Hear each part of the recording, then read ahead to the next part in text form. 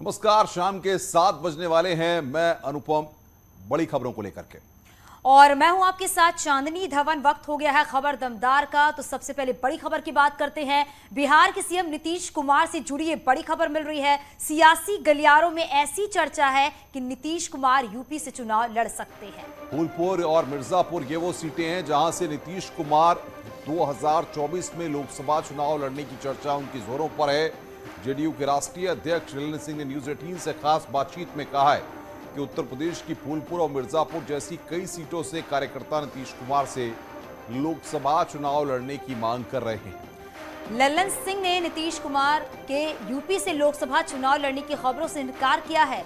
ललन सिंह ने यह भी कहा है कि हाल ही में नीतीश कुमार ने सभी बड़े विपक्षी दलों के नेताओं से मुलाकात की, जिसके बाद नीतीश के लोकसभा चुनाव लड़ने की मांग तेज हो गई है। ललन सिंह ने यह भी कहा है कि अखिलेश यादव ने भी ये सैलून शॉप चलाकर ही साल में करोड़ों कमाते हैं।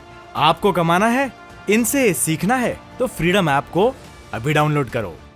नीतीश से उत्तर प्रदेश से लोकसभा चुनाव लड़ने की अपील की है।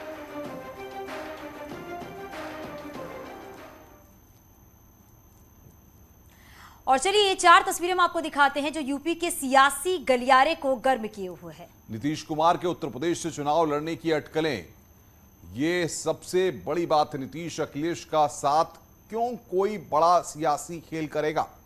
जेडीयू के राष्ट्रीय अध्यक्ष ललन सिंह का भी बयान आया है और यूपी के जरिए दिल्ली की ओर कदम बढ़ाने की नीतीश कुमार की कोशिशें हैं। एक चर्चा तेज हुई है कि नीतीश कुमार यूपी के फूलपुर से लोकसभा चुनाव लड़ सकते हैं। जेडीयू के राष्ट्रीय अध्यक्ष ललन सिंह हमारे साथ मौजूद हैं। सर, ये चर्चा अचानक से तेज है कि फूलपुर से नीतीश कुमार लोकसभा चुनाव लड़ सकते हैं। देखिए, अभी तो लोकसभा के चुनाव का कोई ऐलान नहीं हुआ है और मुख्यमंत्री जी चुनाव लड़ेंगे लोकसभा का कि नहीं लड़ेंगे, ये तो समय आने पर निर्णय होगा। लेकिन इतनी बात जरूर है कि कई राज्यों से, अब उत्तर प्रदेश में या एक फूलपुर की बात आप कर रहे हैं, मुख्यमंत्री जी को अंबेडकर नगर से भी, मुख्यमंत्री जी को मिर्जापुर से भी चुनाव लड़ने के का वहाँ के कार्यकर्ताओं की मांग है। लेकिन अब वो तो जब चुनाव होगा तब वो चुनाव लड़ेंगे कि नहीं लड़ेंगे, लड़ेंगे तो कहाँ से लड़ेंगे, ये तो उस समय निर्णय होगा। लेकिन ये लोगों का जो स्नेह है और नीतीश कुमार जी ने जो अपनी छवि बनाई है और आज की तारीख में 9 अगस्त के बाद जिस मुहिम में नीतीश कुमार जी लगे हैं सभी विपक्षी दलों को एक सूत्र में बांधने के लिए, उसका परिणाम है कि जगह जगह से लोग मांग कर रहे हैं। सर, अखिलेश यादव का भी एक बयान आया कि नीतीश कुमार जहां से भी चाहे यूपी में लड़े, उनके साथ हम हैं। कि ये उनका बड़प्पन है। अखिलेश जी ने अगर ऐसा बयान दिया है तो उनका बड़प्पन है। और अभी जब मुख्यमंत्री जी दिल्ली गए थे तो वहाँ अखिलेश जी से उनकी बात भी हुई थी, अकेले में भी बात हुई थी। और फिर मुख्यमंत्री जी माननीय मुलायम सिंह यादव जी जो मेदांता अस्पताल में भर्ती हैं उनको देखने भी गए थे। तो सभी विपक्षी पार्टियों को अगर एक करने की मुहिम में मुख्यमंत्री जी लगे हैं तो उत्तर प्रदेश एक बड़ा राज्य है, 80 विधानसभा सीट का राज्य है, अति लोकसभा सीट का 80 लोकसभा सीट का राज्य है। और वहां से भारतीय जनता पार्टी को आज की तारीख में 65 सांसद हैं भारतीय जनता पार्टी के।